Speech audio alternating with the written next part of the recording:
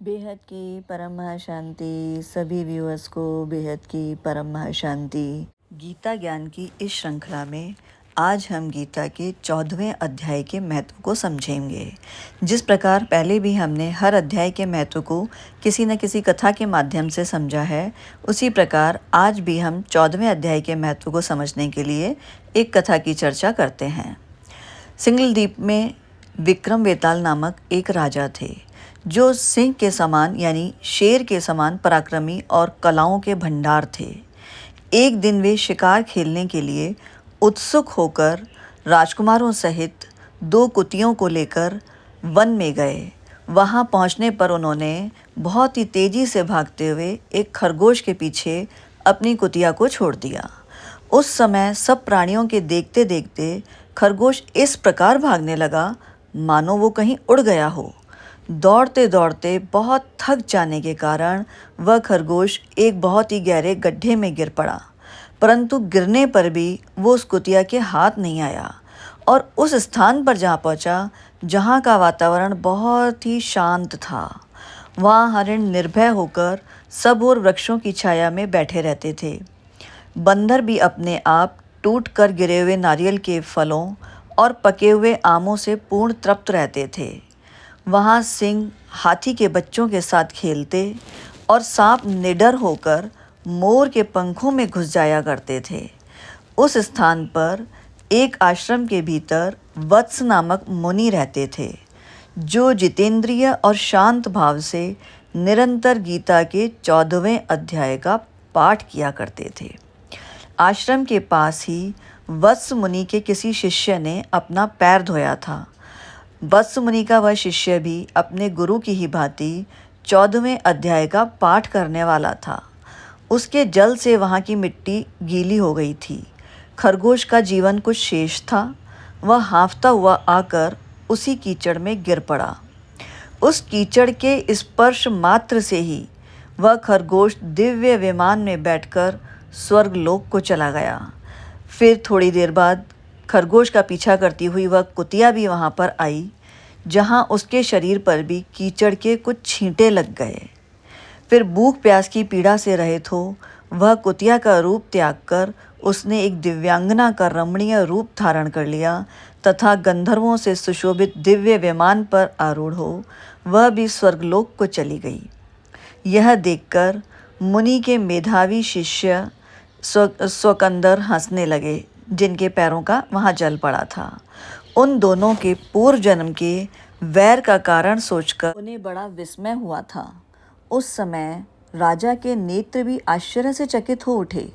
उन्होंने बड़ी ही भक्ति के साथ प्रणाम करके पूछा, हे विप्रवर, नीच योनि में पड़े हुए ये दोनों ही प्राणी कुतिया और खरगोश ज्ञानहीन होते हुए भी जो स्वर्ग में चले गए, इसका क्या कारण है? इसकी कथा मुझे सुनाइए।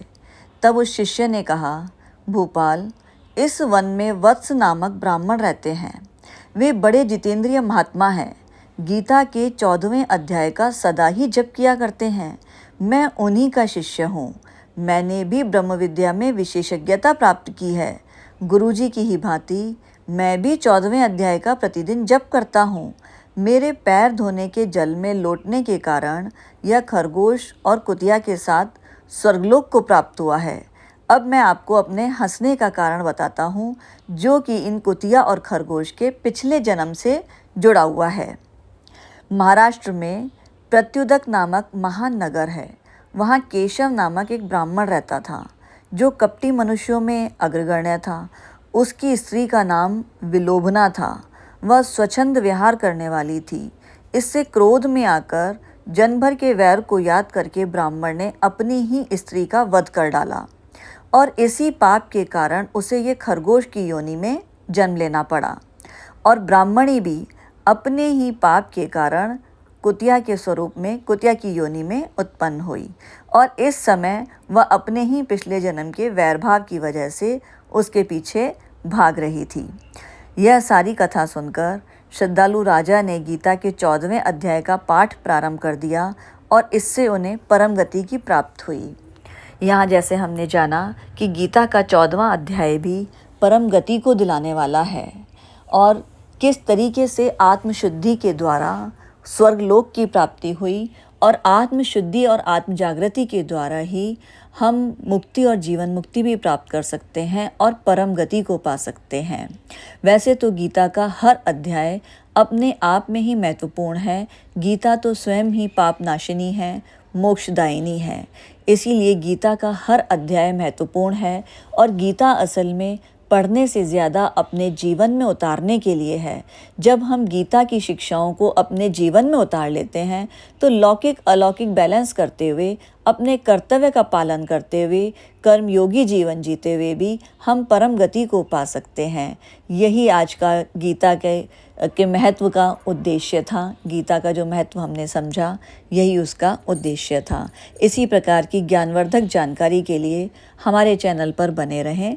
अच्छा लगा हो तो लाइक करें, शेयर करें, कमेंट करें, चैनल को सब्सक्राइब करें। और इसी प्रकार का और आध्यात्मिक ज्ञान में अगर आपकी रुचि है तो बापूजी दशरथ भाई पटेल नाम से ही एक चैनल है, जिसमें बापूजी ने इस ब्रह्मांड से परे का बेहद की दुनिया का भी ज्ञान दिया है, तो आप उसे भी सुन सकते हैं। और अगर हमारे साथ योग करना चाहते हैं तो उसी चैनल पर रात को 10 से 11 लाइव मेडिटेशन किया जाता है, आप उसमें भी जुड़ सकते हैं।